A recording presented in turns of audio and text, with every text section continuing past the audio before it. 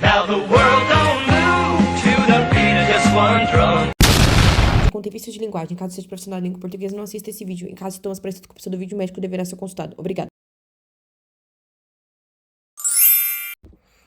Olá, tudo bem? Boa noite, bom dia, qual horário que você esteja vendo esse vídeo. Eu sou a Larissa, eu tenho 19 anos, eu sou estudante de Direito e hoje eu vim conversar sobre um tema que eu gosto muito e que ultimamente eu tô muito bem interessada nesse tema a partir de alguns textos que eu tô lendo na faculdade e disciplinas que eu também tô estudando, mas que não vem ao caso mencionar.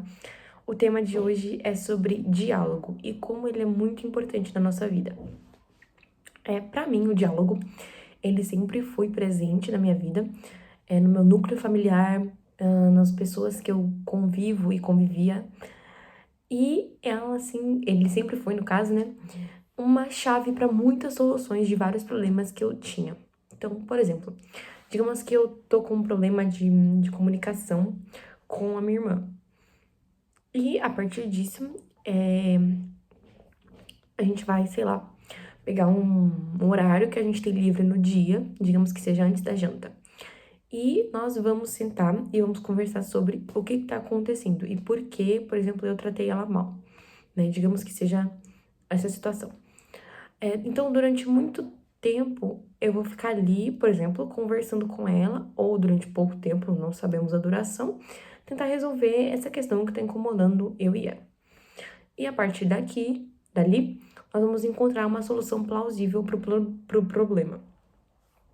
Então, eu acho que, assim, pra mim, o diálogo sempre teve presente.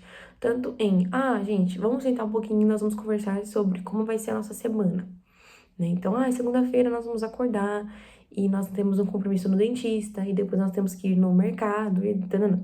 Disso até, vamos sentar e conversar porque eu não gostei do que você fez hoje comigo no carro. E eu queria saber o porquê disso, se tá tudo bem com você, se você precisa de ajuda em alguma coisa.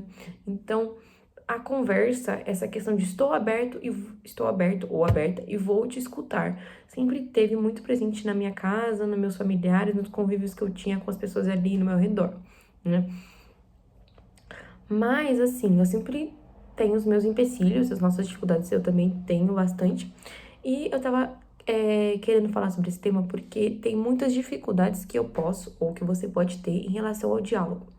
Então, por exemplo, uma pessoa que você não convive muito bem, ou que você não sabe como chegar até ela, ou que você tem esse empecilho na hora de se comunicar com ela sobre determinadas coisas, ou qualquer outro assunto, ou qualquer assunto, tanto faz, que por algum acaso tem algum empecilho, dificuldade para você abordar isso com ela. Então, para mim, assim, o que me incentivou a gravar isso foi justamente essas pessoas que na minha vida eu tenho dificuldade em me dialogar, em me abrir, em dar um espaço para que essa pessoa pontue suas coisas e converse de maneira civilizada comigo.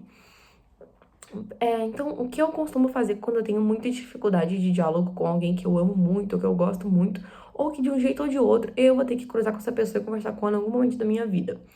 Eu reparo muito nos trejeitos. Então, se a pessoa não é uma pessoa muito do toque, não é uma pessoa muito de um abraço, de gesto, assim, físico, né, toque físico, já vou tentar evitar isso quando eu tiver que interagir com essa pessoa. Outra coisa também que eu reparo muito é se a pessoa, ela fala muito, se quando ela tá numa conversa, se ela expõe bastante sua voz, suas opiniões, se ela dá voz a algumas coisas, ou se ela se abstém muitas vezes, ou se ela prefere ficar calada, né? E aí eu vou tentando perceber se aquilo que ela tá fazendo, né? Os trejeitos dela, se aquilo vai contribuir para que eu perceba, então quando eu for tentar me dialogar com essa pessoa, eu não posso chegar já no toque físico, porque ela não é uma pessoa disso, né? Pra eu ter um diálogo mais pacífico possível com essa pessoa.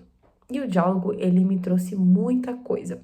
Desde, claro, a abertura maior com os meus familiares para as coisas, até o emprego. E como que foi esse rolo do emprego? Houve uma época que foi ano passado e eu tava tinha acabado de ser demitida. E a minha tia deu uma ideia pra minha mãe de eu trabalhar no shopping, pra ter um dinheirinho extra nas férias e etc.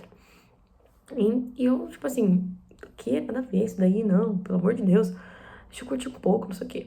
Passou-se o tempo, eu pensei melhor sobre o assunto, minha mãe me convenceu. Ela falou assim, olha, imprime o seu currículo, umas 5 cópias, 6 cópias, que você achar necessário, e vamos no shopping um dia, o seu pai te leva, e você vai no shopping e você vai entregar o seu currículo para as lojas.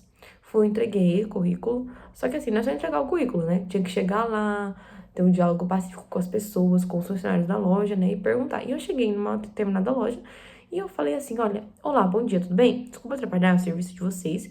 Eu sou Larissa, apresentei lá, falei, tô procurando um emprego, eu gostaria de saber se vocês estão, né, com alguma vaga disponível. Entreguei meu currículo, falei que perguntavam, né, pra mim se era, tipo, por exemplo, uma vaga permanente, uma vaga temporária, tanana, etc. Fiz ali as minhas entrevistas e determinada loja falou, não, queremos muito, gostamos muito da sua iniciativa e é isso, quando você pode começar, né? Eu falei, posso começar tal dia, tipo, ter disponibilidade a partir de semana, por exemplo, digamos, né, a partir da semana taranã. Aí a pessoa virou e falou pra mim assim, então beleza. E consegui esse emprego. E esse emprego, ele me abriu muitas portas, porque eu conheci gente nova, eu tive que ser muito mais aberta à comunicação, porque eu tava trabalhando com vendas, então, e num shopping, né? Então, no shopping você vê muita gente. E ali eu tive que me soltar de vez pra comunicação e pra tentar ser o mais pacífica possível, porque afinal de contas eu não podia brigar com o cliente, né? Porque eu que tava ali pra atendê-lo e pra suprir as necessidades dele, eu não podia simplesmente chutar o balde, gritar com ele, porque isso é uma forma de comunicação violenta, né? E ali foi fluindo, e também o desafio também de se harmonizar com as funcionárias que estavam ali comigo, né? Minhas colegas de trabalho, a minha chefe, os meus superiores, né? Todos ali que estavam ao meu entorno. E claro que não foi fácil, porque nós, seres humanos, nós temos muito atrito com quem pensa diferente da gente, né? E no ambiente de serviço, nós estamos submetidas a uma situação de pressão, né? A de atender determinadas metas, a de cumprir com o nosso horário, a de fazer tudo certinho sem nenhum erro, né? Então, é um desafio muito grande para nós, né? Mas a gente nasceu no convívio, a gente precisa desse convívio. E quando que eu fui perceber a necessidade do convívio? Eu fui perceber na pandemia, quando nós tivemos que, aqui em casa, pelo menos, conversar muito mais, porque nossos conflitos estavam muito maiores. Então, durante a pandemia, que foi um ponto que nós vivenciamos, né? Foi um ponto muito delicado, porque nós vimos uma doença se espalhando rapidamente, contaminando muitas pessoas em larga escala, né? E em um curto espaço de tempo. E ali eu tive que construir um diálogo maior entre os meus familiares, porque eu via minha irmã todo dia, eu ficava com ela 24 horas por dia por conta da quarentena, eu via o meu pai trabalhando online 24 horas por dia, e a única pessoa que ficava fora de casa porque tinha um serviço essencial era minha mãe. Então, a nossa meio de comunicação ali teve que, se ressurgir das cinzas, assim, para poder fazer dar certo. Então, foi também uma das situações em que eu vi a importância do diálogo, uma coisa mais pacífica e moderada, né? Outra situação também, né, que pós-pandemia, né, o retorno ali, né, pro convívio, mas a gente vive, conviver novamente, né, com as pessoas em carne e osso, né, como eu falei pra minha amiga um dia desses.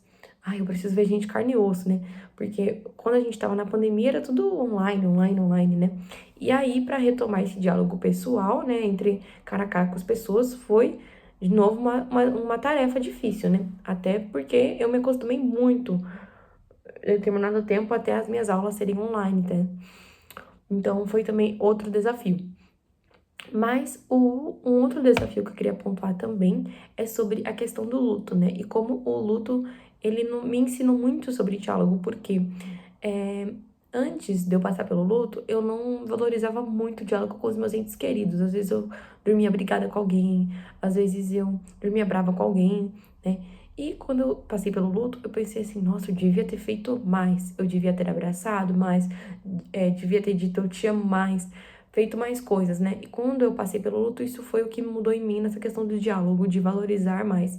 Então, sempre que eu tenho a oportunidade, né, um conselho pra dar pra alguém, ou qualquer pessoa que fosse me perguntar alguma coisa, eu diria isso, tipo, aproveitar essa questão, essas aberturas, essas oportunidades que a gente tem com quem a gente ama, de construir essas conversas, esses diálogos, essas experiências, essas trocas que a gente tem com a conversa com o outro, porque quando você vê é tarde demais e o luto transforma muito a gente. Claro que cada um lida de uma maneira com o luto. Eu não vou ensinar numa receita de bolo o luto pra outra pessoa, porque cada um é cada um e cada um viveu experiências diferentes com aquele que ama, né? Então não tem como você ensinar para o outro luto. Mas eu digo que quem passa pelo luto nunca é mais o mesmo, porque muda totalmente sua perspectiva de vida, tanto em relação à pessoa que se foi, né? Porque começa as lembranças e um período de muita tristeza, até valorizar os que estão aqui vivos, né? E continuam ali no meu entorno, né? Mas enfim, vai de cada um, e o luto é uma coisa única de cada um, a dor também e a saudade também, né? Mas o que eu queria deixar de reflexão, né, com tudo isso, com o ponto principal, que é o diálogo, que é o ponto que eu queria iniciar esse vídeo, é justamente o quão importante eu tô percebendo que essas aberturas, esses momentos com as pessoas que importam com a gente, que se importam comigo, que se importam com o meu bem-estar, porque são essas pessoas que eu vou levar pro resto da minha vida, que eu vou levar de os ensinamentos que essas pessoas me deram, as lembranças que eu tive com essas pessoas e quando eu vier a falecer, né, essas pessoas que vão ali vão estar rezando por mim, pela meu bem-estar, porque eu tenho uma boa partida, né, e etc. Porque as pessoas que a gente ama, elas são sempre ali, né, se importando com o nosso bem-estar, né. E são elas que são essenciais também pra gente construir um bom diálogo. Mas era basicamente isso. Espero que vocês tenham refletido ou tenham percebido alguma situação que vocês tenham essa construção do diálogo. Um beijo e até mais.